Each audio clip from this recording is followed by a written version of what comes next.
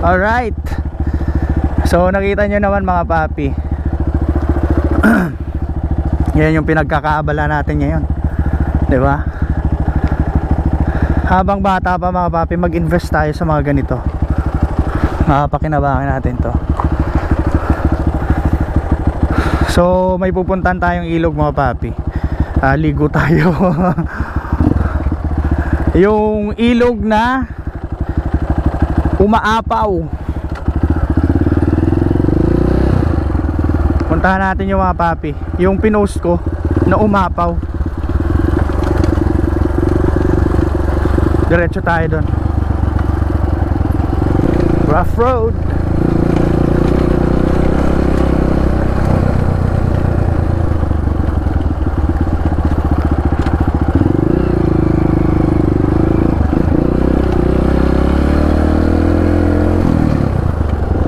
Anoy?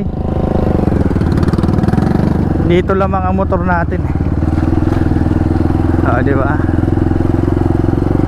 Madulas lang. Pero dito tayo nakakalamang. Kaya po. Napakaganda ng lugar na to mga papi. Soon sigurado ako magiging maganda ang potential ng lugar na to. Ito na yung magiging main road kapag lalabas at papasok ka sa bayan ng Garchitorena mga papi. Ito na yung magiging main access road. Kaya sigurado lalaki ang value ng mga kalupaan dito. Gaganda yung mga daan, magaganda yung mga struktura, di ba? Sigurado yan mga papi. Kaya medyo interesado talaga ako kasi medyo ano siya, malaki ang potensyal ng lugar. Lalo pat nagkakaroon na siya ng access. May mga daanan na siya mga papi.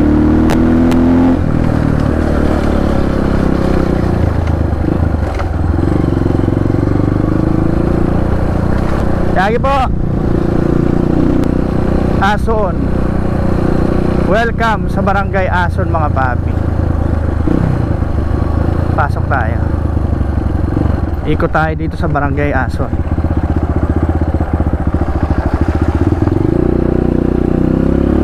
Diba?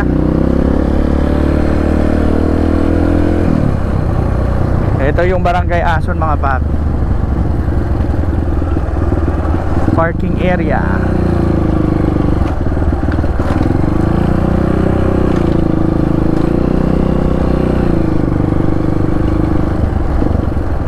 Five minutes mula doon sa lupa ay Manoy, kaya po ay makakarating tayo sa Barangay Ason mga papi. Ayan o. Tapos dito dagat.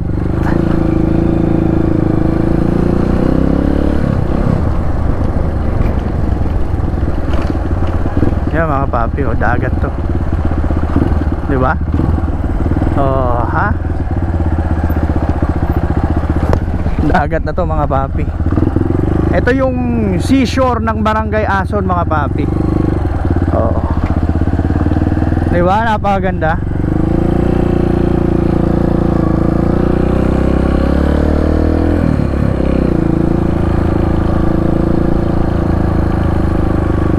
Ha?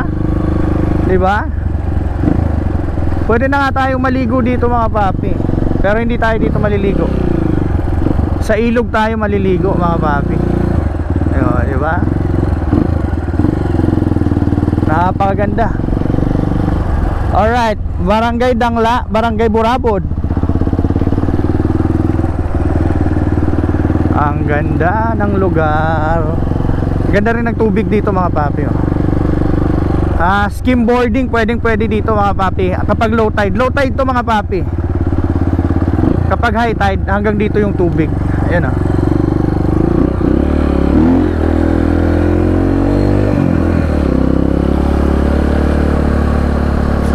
Alright, so daan lang muna tayo dito.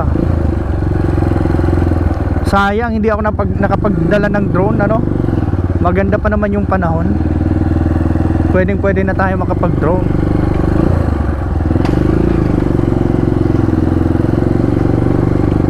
Manay, kagi po boss. Diba? Kapag bago ka sa lugar mga papi, magbigay ka ng galang, saka huwag ka maging mayabang, diba? Manay, para ano, mahalin ka ng mga tao, or hindi ka kagalitan, diba? Hindi sabihin ang yabang nito diba? Dapat marunong kang makisama, nakikidaan ka lang naman sa lugar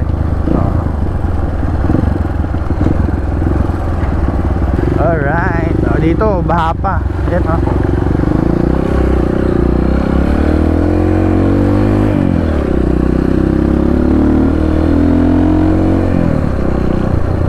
Tapos itong road na to mga papi, papunta na tong Barangay Bahi. So ang katabing barangay ng Ason ay Bahi mga papi. Ganda ng bahay na to, diba? Preparation na yan sa magiging future ng lugar na to.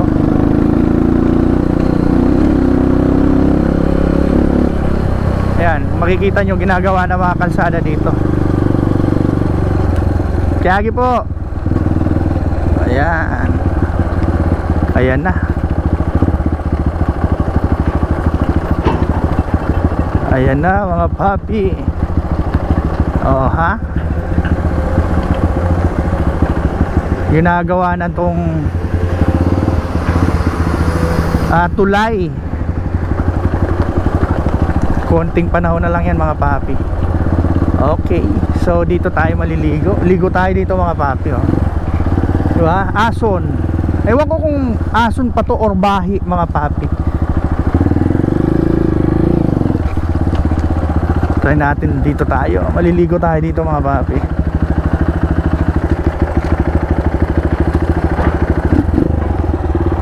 Let's go.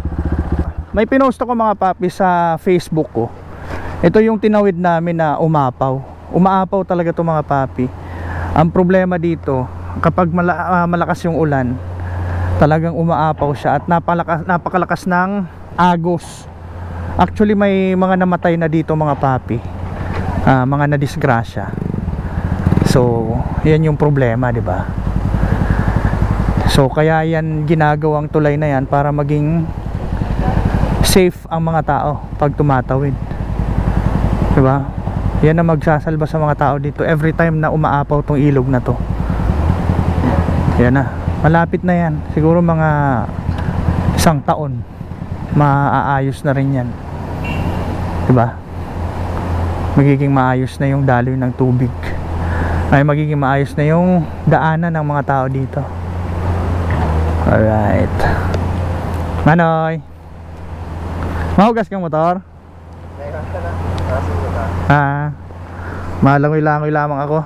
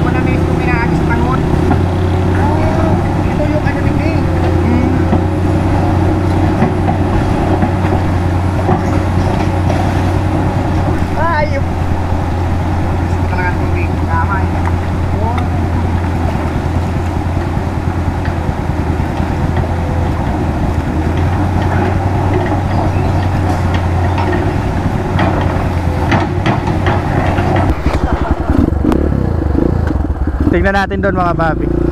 So nakapaligo tayo, di ba?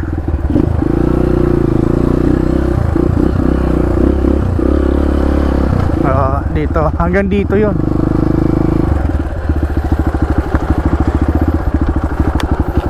Hanggang dito ang ilog. Ganda. Hanggang doon sa dulo. Oh. Dito marami pang naglalaba, oh.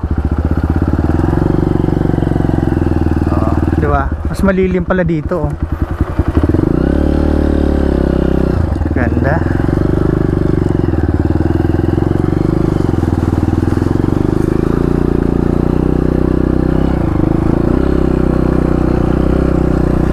Alright. So lipat tayo mga papi, maghanap pa tayo ng magandang lugar, magandang spot. At least napuntahan natin tong ilog na to, nakapaligo tayo. Salamat Manoy, ayun ako. Eh